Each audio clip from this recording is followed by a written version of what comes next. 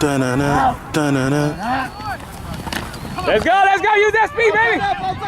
There you go, stop dancing and hit it. Tell him stop dancing. Our aiming point for rocket toss is going to be 3 yards outside of that wing right there. So that's where we want our quarterback to open up his hips to and his eyes to. The blue mark represents our first step, and that's going to be with our left foot. The reason we step inward is it allows us to really swing and pivot off that foot and open up our hips really wide to hit that wide arcing path that the wing has to take. So once we do that, then we have our hands. And if you notice in the next picture, our hands are on our back hip.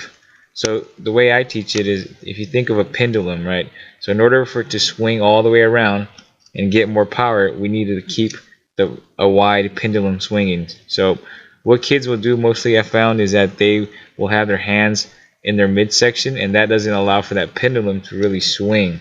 So we teach it feet first and then hands. So feet, hands. And if you notice, his eyes is looking back there and he's not tossing it blind. So I'm going to mark the path that we would like our quarterbacks to take with their arms, and it should be a straight linear path with then that's where I was trying to describe about the push. So that's where the push comes in. So the ideal path is in red. You'll see that the quarterback, what he does is he actually kind of arcs it upward. And the reason we don't like that is what happens is it causes the ball to shoot up and lob right over the wing's head. So we want to try to avoid that as much as possible. So that's how we teach it. So I'm going to play the still frames or in a slow-mo so you can kind of see the arm path. And if you notice, as it's swinging forward, it starts to arc up.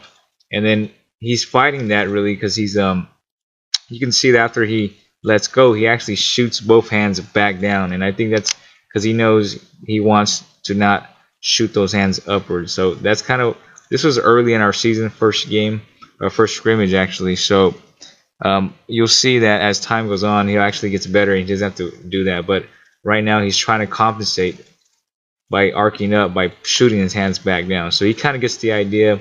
And then if you notice, the ball gets a nice little, it's a dead ball, and it just gets to the wing right where we want it, and it's another one less variable we have to worry about. So as always, if you have any questions or anything you need to clarify, just feel free to ask.